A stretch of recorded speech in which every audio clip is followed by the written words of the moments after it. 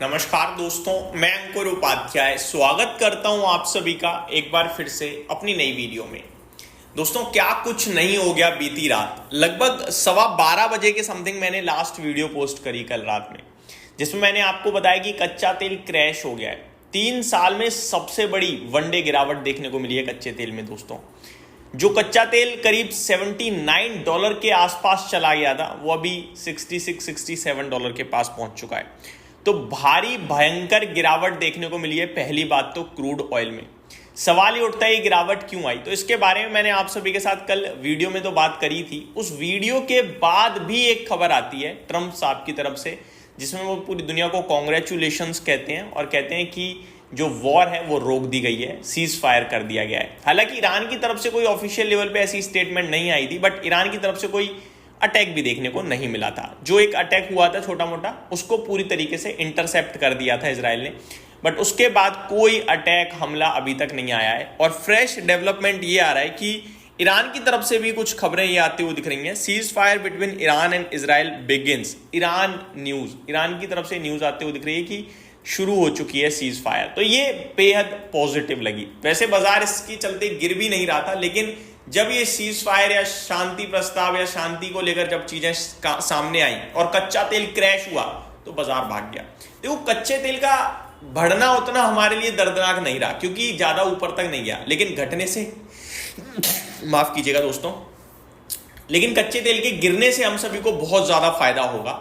एकदम से इतनी बड़ी भयंकर गिरावट, ये बहुत ही पॉजिटिव होगा भारत के फाइनेंशियल्स के लिए, और इसी के चलते दुनिया भर के बाजारों में तेजी देखने को मिली है।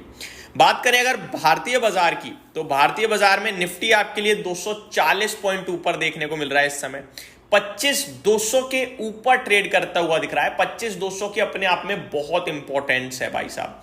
कल मैंने आपके साथ इसके बारे में बात भी करी थी कि 12 मई से लेकर कल तक 25,200 और नीचे 24,378 इस रेंज में बाजार घूम रहा है। ऑलमोस्ट 1.25 महीना होने को आया और अब कहीं जाके उसके ऊपर निकलने के लिए तैयार हो रहा है और आई थिंक ब्रेकआउट आने की तैयारी में है।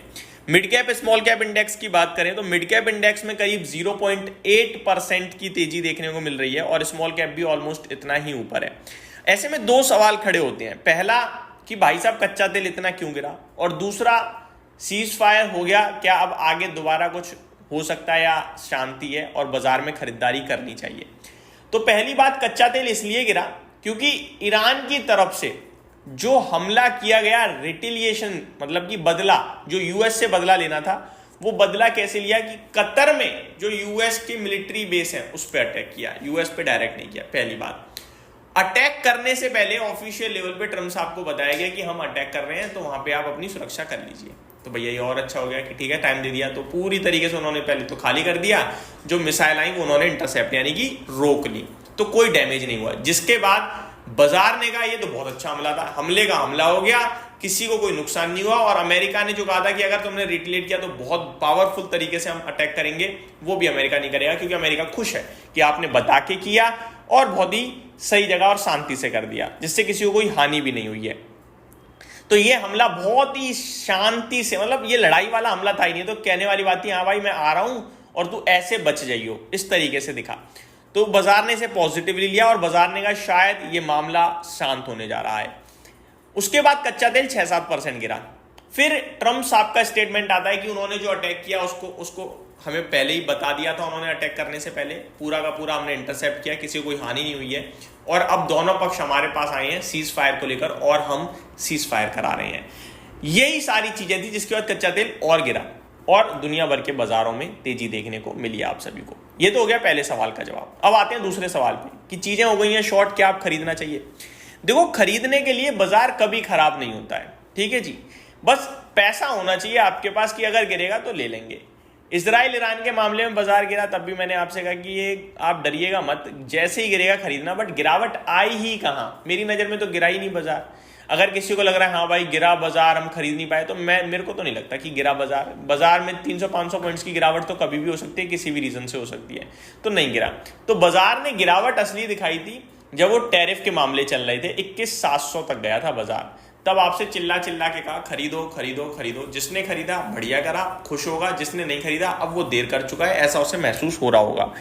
अभी इस सिचुएशन में करंट लेवल पे क्या करना चाहिए, ये आपके दिमाग में जरूर सवाल आ रहा होगा। करंट लेवल पे आई थिंक बाजार पॉजिटिव दिख रहा है, लेकिन बिल्कुल हाईस पे है। पैसा लगाने के लिए कोई गलत समय नहीं होता, क्योंकि मार्केट में हम टाइमिंग कर ही नहीं सकते, टाइम देना पड़ेगा। तो ऐसे में हम ये कर सकते हैं, 100 रुपए है हमारे पास, तो 100 में से 30 रुपए करंट लेवल पे डाल दिए, लेकिन 70 बचा लिए, ताकि अगर 25,000 आए तो 10-20 और डाला जाए, फिर 24,800 आए तो 10-20 और डाला जाए, और बाकी का बचा के रखेंगे थोड़ा खराब समय के लिए, क्योंकि खराब समय बाजार में आते हैं और उन खराब समय में स्टॉक्स काफी सस्ते मिल जाते हैं, वहां अपॉर्चुनिटी क्रिएट करनी चाहिए। आज भी बात करें तो मार्केट ऐसा नहीं है कि सभी ऊपर है, बहुत सारी चीजें नीचे भी मिल रही हैं, स्पेशली वो जो बीते कुछ दिनों में भागी थी, like defence shares, shipping shares, ये आज थोड़े से गिर रहे हैं, क्योंकि शांति इन्हें बिल्कुल पसंद नहीं है। इन्हें कहा अरे हमारा इस्तेमाल कम होगा, ऐसा कुछ भी नहीं है। बट आज क्या है कि कॉन्ट्रा प्ले चल रहा है और कुछ भी नहीं है। आज थोड़ा तेल से रिलेटेड स्टॉक्स एक्शन में होंगे, जो गिरे थे वो एक्शन में है, ये आज का मामला बना हुआ है बाजार में। तो ये मेरी तरफ से दोस्तों शॉर्ट सिंपल अपडेट थी, उम्मीद करता हूँ डिटेल्स पसंद आई होंगी। बाकी stock specific, market specific levels के हिसाब से मैं आप सभी के साथ दूसरे चैनल पे 11:30 बजे वाली वीडियो में करूंगा। Thank you so much for watching this video. Have a great day guys.